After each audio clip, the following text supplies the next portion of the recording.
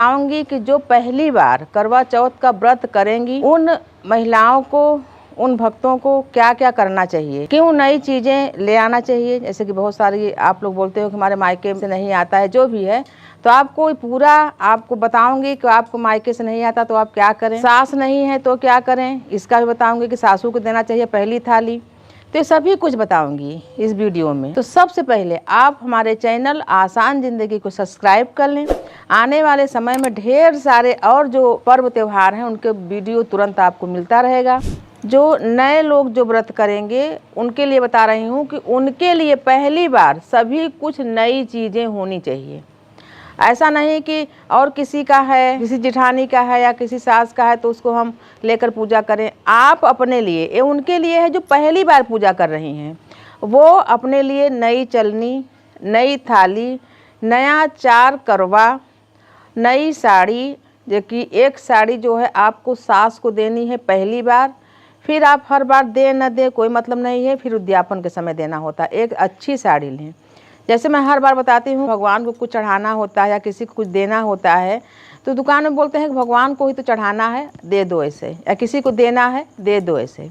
ऐसे नहीं, अगर भगवान को चढ़ाना है, किसी को देना है तो अपने से वेस्ट चीज़ें, अपने से अच्छी चीज़ें लोगों को देनी चाहिए। सास को देनी है तो अच्छी सी साड़ी मंगाएं, पूरा श्रृंगार का सामान, सभी कुछ नया होना चाहिए।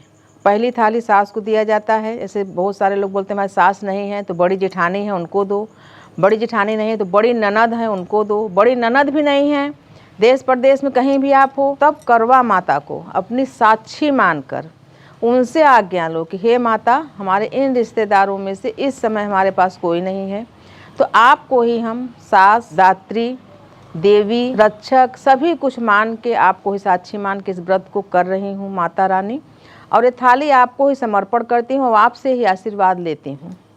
ऐसा कहकर आप पूजा कर सकती हैं। जो नए लोग हैं उनको लिए बता रही हूँ, जिनको व्रत शुरू करना है पहली बार, उनके लिए अति शुभ इस बार है।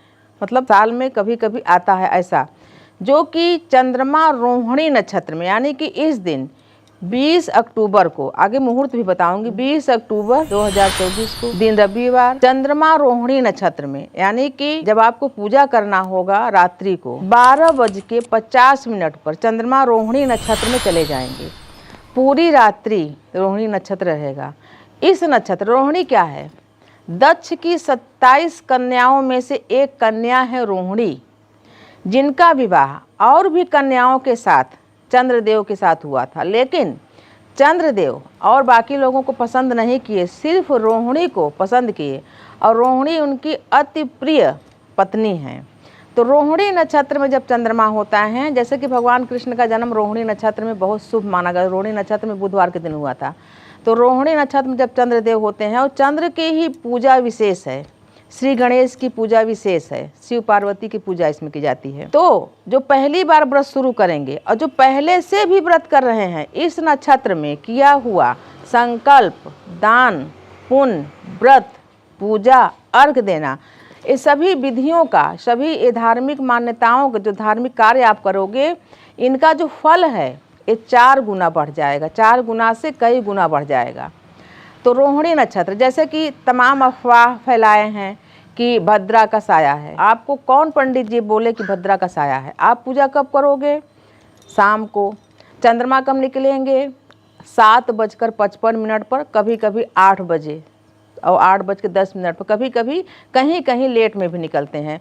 जैसे कि चंद्र ऊपर आते दिखते लेट हो जाता है, तो 7:55 चंद्र देवता का उदय होने का मुहूर्त है। इस समय पूरा रोहिणी नक्षत्र चलता रहेगा, कोई भद्रा नहीं। भद्रा 19 तारीख को रात को लगेगा, 20 तारीख को सुबह 10:18 पर समाप्त। जो लोग सरगी वगैरह खाते हैं या व्रत का संकल्प लेते हैं, तो मेरा तो यह मानना है कि सरगी के लोग खाते ही कि वहाँ सुबह रात का खाना खाया हुआ सुबह पेट भरा रहता है, सरगी वगैरह खाना नहीं चाहिए।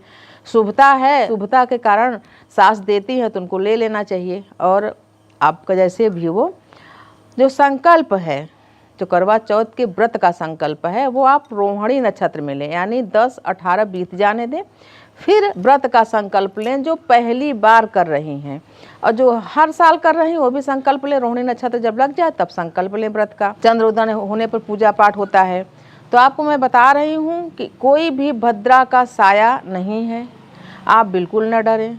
कोई भी आपको विशेष भद्रा का दोष दूर करने के लिए कोई मंत्र, कोई आरती, कोई जप, कोई अलग से पूजा नहीं करना है, कोई भद्रा नहीं है, ये मैं कह रही हूँ।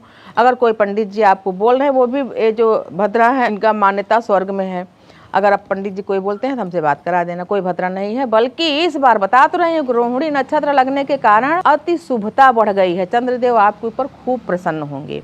करवा चौथ का जो व्रत पहली बार लोग करेंगे तो उसे तो व्रत मायके से शुरू किया जाता है। तो अगर मायके में सुविधा न हो, आप जहाँ भी हो वहाँ ही इस व्रत को शुरू कर सकते हैं। अगर मायके से, जैसे ससुराल में जैसे लड़कियाँ रहती हैं तो मायके से ढेर सारा सामान आता है पूजा का, तब भी आप अपने ससुराल में भी कर सकती हैं। मायके से बहुत सारी लड़कियां बोलती हैं कि हमारे मायके में नहीं मनाते या नहीं सहता है, सामान नहीं आता है, तो पहली बार की पूजा अपने सास ससुर के पैसे से करें। सास ससुर से बोलें कि जो भी सामान वगैरह आएगा आप लिख के दे दें, वो ले आ दें, उससे करें। अगर ऐसी भी व्यवस्था नहीं, सास ससुर ऐसा बोलते हैं कि भाई हम नहीं देंगे या हमारे यहाँ नहीं चलता, जो भी, तो आप अपने पैसे से भी करके, जैसे बताई हूँ अभी कि माता करवा को बोलें, हे माता करवा, ये सब कुछ आपका है, और आंचल फैला के वो आपस सामान सब ले लें कि माता आपका है, आप हमें दें, आप हमारी माँ हैं, हम आपके पुत्री हैं, आप हमारी धात्री हैं। तो माता से लेकर सभी आप पूजा संपन्न कर सकती हैं। अगर पहली बार करवा चौथ व्रत कर रहे हो, अशुद्धता है तो बिल्कुल न करें। कि आपका इस साल विवाह हुआ, आपको व्रत करना ही है, बिल्कुल नहीं। अगर सूतक पातक है, मृत्यु सूतक या जन्म सूतक है इस बीच में, तब भी व्रत को प्रारंभ न करें, शुरू न करें। जो लोग पहले से कर रहे हैं वो व्रत करें। अशुद्धता में व्रत कभी न छोड़ें, व्रत करते रहें, पूजा न करें। चंद्र दर्शन कर सकते हैं, चंद्र को आवाहन और पूजन नहीं कर सकते हैं। तो मैं आपको शुभ मुहूर्त बता रही हूँ करवा चौथ का 20 अक्टूबर 2024 दिन रविवार के दिन शाम को 5:46 से पूजा शुरू हो जाएगी और 7:02 तक ये पूजा रहेगी। 1 घंटा 16 मिनट तक अवधि रहेगा पूजन का सुहागनों के लिए। ये कौन सी पूजा है? ये चौकी पूजा है। जो चौकी पर देव स्थापना होगा, कथा सुनेंगे, करवा माता का 4 कथा सुनेंगे, जो थालियाँ वगैरह बदलते हैं, जो भी जहाँ की जो विधि है अलग अलग, वो सब करेंगे। ये सभी चीज़ें करने के बाद, यानी 5:46 से 7:02 तक करने के बाद, जब चंद्र उदय होंगे 7:55 पर या 8 बजे तक, जब भी चंद्र उदय हो जाए तो छत पर पूजा होगी। जो छत पर पूजा क्या होगी? चंद्र उदय होते ही